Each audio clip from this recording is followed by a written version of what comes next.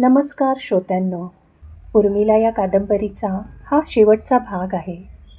तुम्हाला ही कादंबरी कशी वाटली कॉमेंटद्वारा नक्की कळवावे.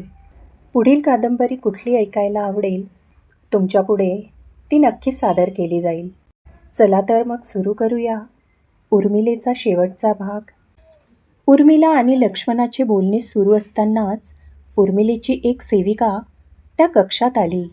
ती येताच दोघांनी बोलणे थांबवले. सेविका म्हणाली, राजमातांना भेटण्यासाठी एक स्त्री आली आहे. वस्त्र अगदी साधारण आहे. स्वतःचे नाव झुळूक असे सांगत आहे. द्वारपालांनी तिला आल्यापावली परत पाठवण्याचा प्रयत्न केला, पण ती हट्टाला पेटली आहे. त्यामुळे हा संदेश घेऊन मी तुमच्यापर्यंत आले. झुळूकचे नाव ऐकताच उर्मिला आनंदली आणि जागेवरून तत्क्षणी उठून म्हणाली, झुळूकला आल्यापावली परत पाठवण्याचा निर्णय कुणी घेतला? अतिथी समवेत हे असे वर्तन करावे का?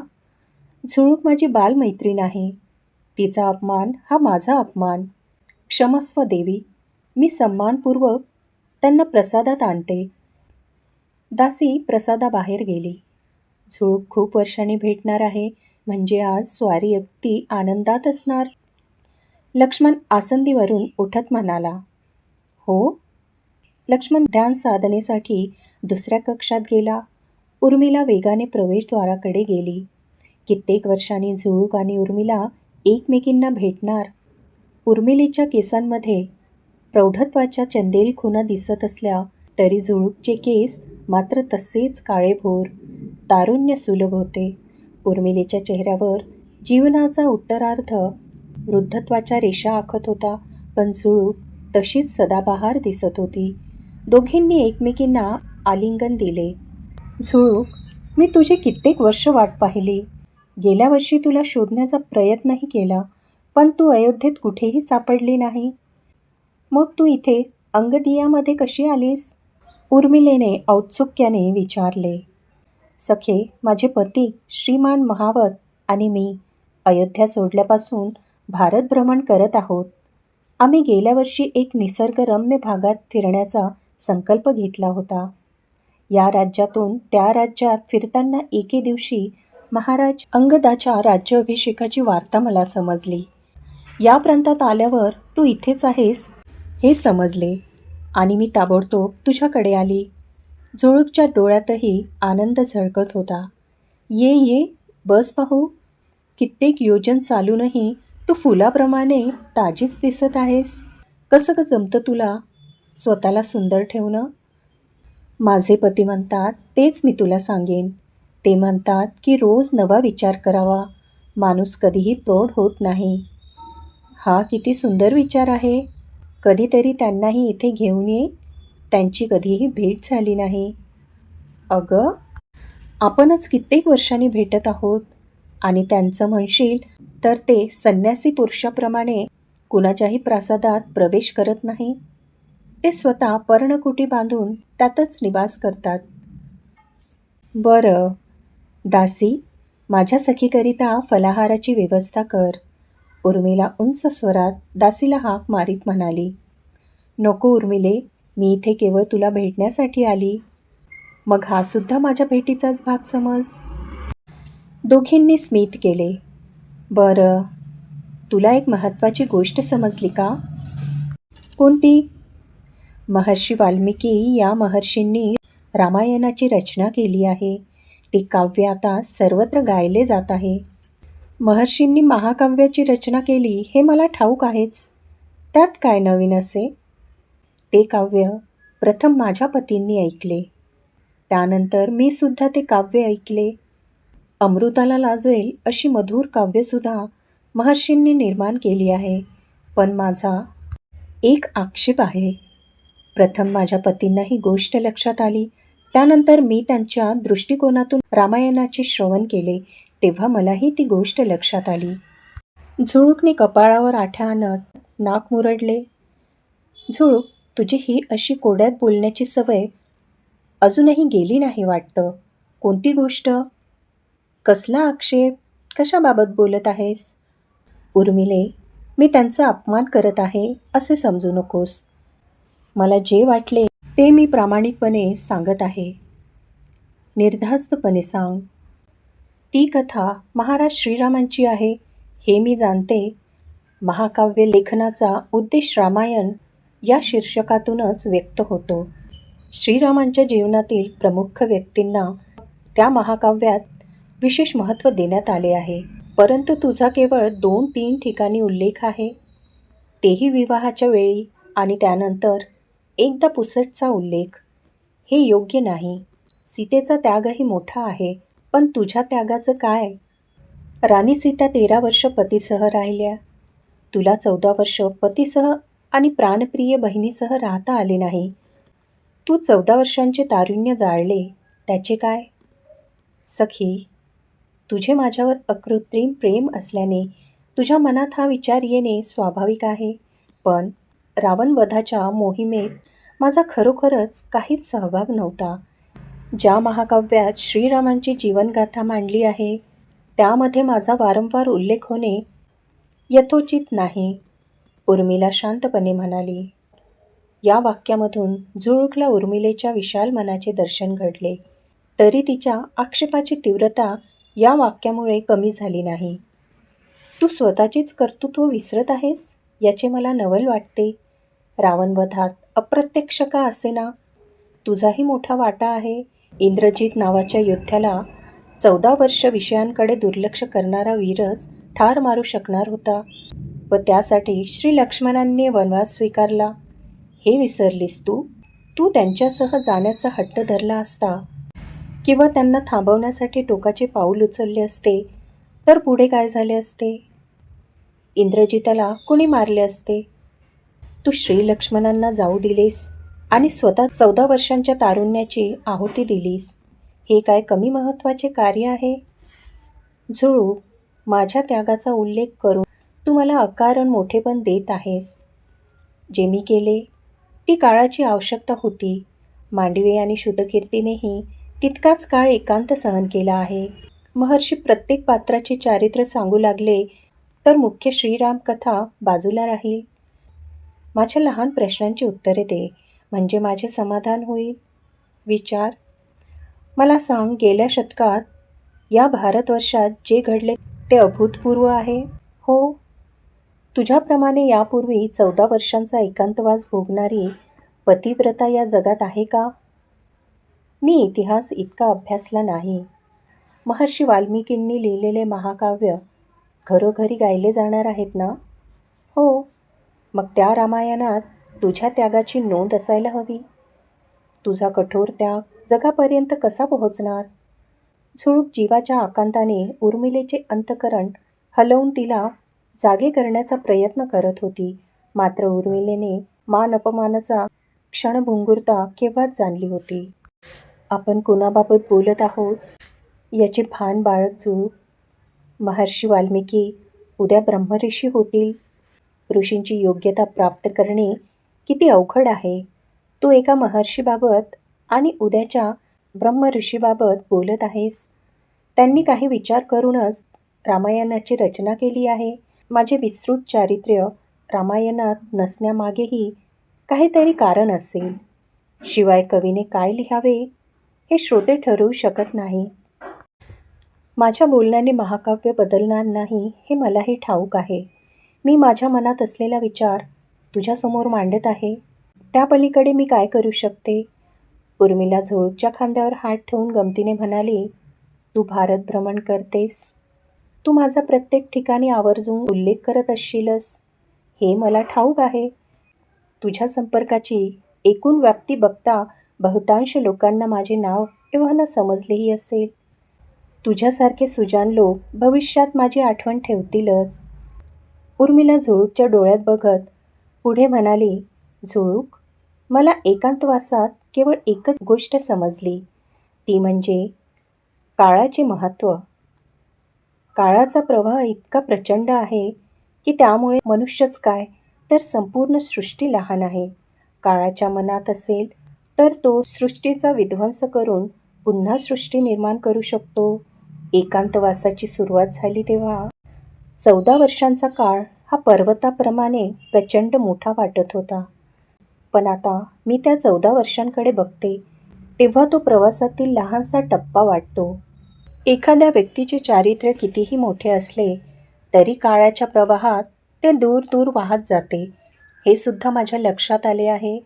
सृष्टीची निर्मिती होऊन बघता बघता किती मोठा काळ लोटला. बघ, कुणीही आपल्या आदिपुरुषांची अथवा स्त्रियांची आठवण ठेवली आहे का? या पृथ्वीवर सर्वप्रथम देवतांनी जे 100 मनुष्य देह निर्माण केले, त्या प्रत्येक देहाचे नाव कुणाला आठवेल? या प्रवाहात अगदी सहस्र वर्षात एखादा पुरुष असा होतो जो कालजयी असतो. श्रीराम असेच कालजयी पुरुष आहेत.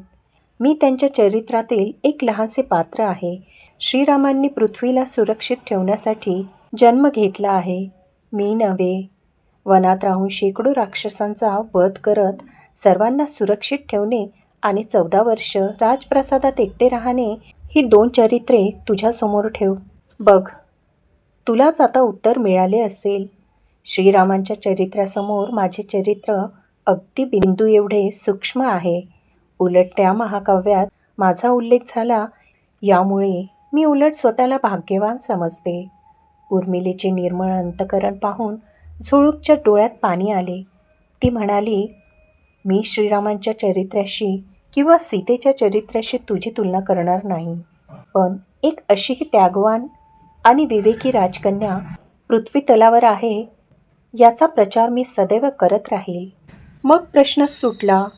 झुळूकचे समाधान झाले. तिच्या चेहऱ्यावर हास्य झळकू लागले. काय ग झुळूक, इतक्या वर्षांनी भेटलीस आणि अशी गंभीर तक्रार घेऊन आलीस? नेहमीप्रमाणे आनंदी आणि मनोरंजक वार्ताची झोळी उघडून मन प्रसन्न होईल असे काहीतरी सांग. आज प्रथमच माझ्याकडे सांगण्यासारखे कमी आहे आणि तुझ्याकडे जास्त आहे. बघता बघता तू राजमाता झालीस. काळ खरंच खूप वेगाने पुढे जात आहे, पण काळाला आपली मैत्री काही तोडता आली नाही. आपण अनेक वर्षांनी भेटत आहोत असे मला मुळीच वाटत नाही. आपण प्रतिदिन भेटतो असेच वाटत आहे. हो, ही अशी नाती खूप दुर्मिळ आणि मौल्यवान असतात, उर्मिला म्हणाली. तुला माहीत आहे का, भारतात एकाच वेळी अंगद नावाचे 2 राजकुमार सिंहासन भूषवणार आहेत. इथे महाराज अंगदाचा राज्याभिषेक झाला, तिकडे दक्षिणेत वालीपुत्र अंगदाचा राज्याभिषेकही काही दिवसातच होणार आहे. हा दुर्मिळ योगायोगच म्हणायला हवा. उत्तम. ही वार्ता ऐकून नाथांना अत्यंत आनंद होईल. बरं झालं तू मला हे सांगितलं. महाराज सुग्रीवांकडून आमंत्रणही येईलच. मी दक्षिण, उत्तर, पूर्व, पश्चिम सर्व दिशांनी भ्रमंती केली. भारतवर्ष पहिल्यांदा स्थिर आणि संपन्न आहे असे सर्वांचे मत आहे. अन्यथा एका राज्याचे दुसऱ्या राज्यावर आक्रमण सुरू असायचे. श्रीरामांनी एकछत्र साम्राज्य प्रस्थापित केल्याने इतक्या मोठ्या भूभागाला स्थैर्य लाभले. हे दिव्य कार्य श्री लक्ष्मण, श्री भरत आणि श्री शत्रुघ्न यांच्या हातून संपन्न झाले याची सर्वांना जाण आहे. या 4ही वीरांचे कर्तृत्व लोकविलक्षण आहे. काहीतरी विशेष प्रयोजन घेऊनच असे योद्धे जन्म घेतात. आम्हा बहिणींना या 4घांच्या हृदयात निवास करता आला हे आमचे भाग्यच. दासीने फलाहार आणला. उर्मिला आणि झुळूकच्या गप्पा चांगल्याच रंगल्या होत्या. त्यानंतर दोघींनी सीतेच्या अकाली मृत्यूबाबत, राजपुत्रांच्या राज्याभिषेकाबाबत आणि उत्तर आयुष्याबाबत आपापले मनोगत एकमेकींना सांगितले. झुळूकचे भारतभ्रमण पुन्हा सुरू झाले की तिची भेट होणे अत्यंत अवघड आहे हे उर्मिलेला ठाऊक होते. त्यामुळे तिने झुळूकची ही भेट अधिकाधिक स्मरणीय करायचे ठरविले. तिला अंगदियाचा राज्यप्रसाद दाखवला. नानाविधी विषयांवर बोलणे झाले. उर्मिलेच्या जीवनकथेतील झुळूकचा अंतिम प्रवेश अशा प्रकारे झाला. ती तिच्या पतीकडे परतली. उर्मिला त्या भेटीमुळे सुखावली होती. उर्मिलेसह जवळपास सर्व कुटुंबियांच्या जीवनाला श्रीरामांच्या जीवनात घडणाऱ्या घटनांमुळे कलाटणी मिळत असे. श्रीरामांच्या जीवनाचा इतर सर्वांच्या जीवनावर विलक्षण प्रभाव होता. एक लोकोत्तर चरित्र घडताना त्या व्यक्तीच्या जीवनातील इतर सर्व पात्रांचे जीवनही त्या महापुरुषांच्या जीवनानुसार वळण घेत असते. उर्मिलेच्या जीवनाचे हे वैशिष्ट्य होते. विवाहापासून मृत्यूपर्यंत तिच्या जीवनातील सर्व घटनांनी श्रीरामाने सीतेच्या जीवनात घडणाऱ्या घटनांनुसारच आकार घेतला. अशीच एक घटना अयोध्येच्या राजप्रासादात घडली. लव आणि कुश यांचा राज्याभिषेक होण्यापूर्वी श्रीरामांनी लक्ष्मणाला त्यांच्या कक्षात बोलवले. त्यांच्या चेहऱ्यावर अतिशय गंभीर भावमुद्रा होती. श्रीरामांसमोर जाताच लक्ष्मणाला त्यांच्या मनातले भाव समजले. लक्ष्मण, तुला तुझे मूळ स्वरूप आठवत आहे की मी ते तुला सांगावे अशी तुझी अपेक्षा आहे? मला माझे मूळ स्वरूप ज्ञात आहे श्रीराम. उत्तम बंधू, आपण या जन्माचे उद्दिष्ट पूर्ण केले आहे. जे कार्य या जीवनात करायचे होते ते कार्य संपन्न झाले आहे. मी या कोसल प्रांताचीही 2 भागांमध्ये विभागणी केली आहे. उत्तर कोसल राज्यावर पुत्र कुश तर दक्षिण कोसल राज्यावर पुत्र लव राज्य करणार आहे.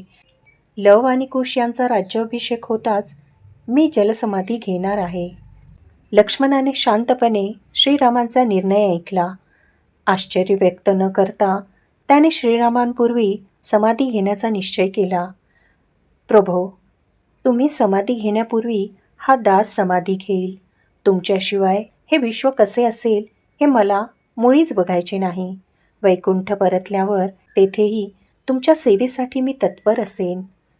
लक्ष्मण, तू तुझे कर्तव्य पार पाडले आहे. पुत्र अंगद आणि पुत्र चंद्रकेतू यांच्या राज्यात शांती आणि स्थैर्य प्रस्थापित झाले आहे. त्यांची चिंता करण्याचीही तुला आवश्यकता नाही. या जन्माचे सार्थक झाले असे म्हणायला हवे. आपण देवतांच्या सर्व समस्यांना नष्ट केले आहे. श्रीराम लक्ष्मणांच्या खांद्यावर हात ठेवत म्हणाले. त्यांच्या चरणांना वंदन करत लक्ष्मणाने श्रीरामांना विचारले, हे श्रीराम, मला आज्ञा द्यावी. मी उद्याच शरयू नदीमध्ये जलसमाधी घेणार आहे. माझे कार्य संपले आहे. काही दिवसात प्रत्यक्ष तुम्ही जलसमाधी घेणार आहात. त्यापूर्वी मला वैकुंठी जायला हवे. माझे वंदन स्वीकार करा. तथास्तु लक्ष्मण, तू या जन्मात बंधुत्वाचा नवा आदर्श उभा केला आहे. येणाऱ्या प्रत्येक युगात लोक हा आदर्श लक्षात ठेवतील. त्यानुसार आचरण करण्याचा प्रयत्न करतील. तू निष्ठेचाही नवा आदर्श प्रस्थापित केला आहे. तुझे कल्याण हो. तू इंद्राला मेघनाथाच्या त्रासातून मुक्त केले. तुझे चरित्र अमर आहे. श्रीरामांनी लक्ष्मणाला आशीर्वाद दिला. प्रणाम. लक्ष्मण श्रीरामांची आज्ञा घेऊन त्याच्या कक्षाकडे निघाला. लक्ष्मणाच्या समाधीला महर्षी दुर्वासाचे आगमनही एका अर्थी कारणीभूत झाले.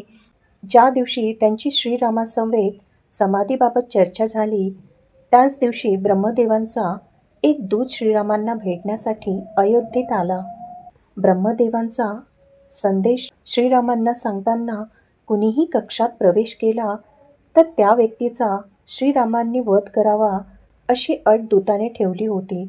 श्रीरामांनी ती अट मान्य केली व लक्ष्मणालाच कक्षाबाहेर अंगरक्षकाच्या जागी उभे केले. कुणालाही कक्षात प्रवेश देऊ नये अशी श्रीरामांची आज्ञा होती. किंतु त्याचवेळी अतिशय तापट स्वभावाचे महर्षी दुर्वासा श्रीरामांना भेटण्यासाठी राजप्रासादात आले. लक्ष्मणाने त्यांना रोखण्याचा प्रयत्नही केला. किंतु महर्षी दुर्वासांनी श्रीरामांची भेट न झाल्यास संपूर्ण अयोध्येला भस्म करण्याची धमकी दिल्याने श्रीरामांना महर्षींच्या आगमनाची सूचना देण्यासाठी लक्ष्मणाला त्यांच्या कक्षात प्रवेश करावा लागला. लक्ष्मणाला बघताच ब्रह्मदेवाचा दूत कक्षाबाहेर गेला. अटीप्रमाणे आता श्रीरामांना लक्ष्मणाचा वध करणे क्रमप्राप्त होते. ज्या भावाने वनवासात 14 वर्ष सेवा केली, शत्रूशी झुंज दिली आणि वेळप्रसंगी स्वतःच्या प्राणाचीही पर्वा केली नाही, अशा भावाचा वध करणे श्रीरामांना कसे शक्य झाले असते. त्यामुळे लक्ष्मणाचा प्रत्यक्ष वध न करता प्रिय व्यक्तीचा त्याग मृत्यूवेदनेप्रमाणेच असह्य असतो असे म्हणत श्रीरामांनी लक्ष्मणाचा त्याग केला. लक्ष्मणाने तत्क्षणी जलसमाधी घेण्याचा निश्चय केला.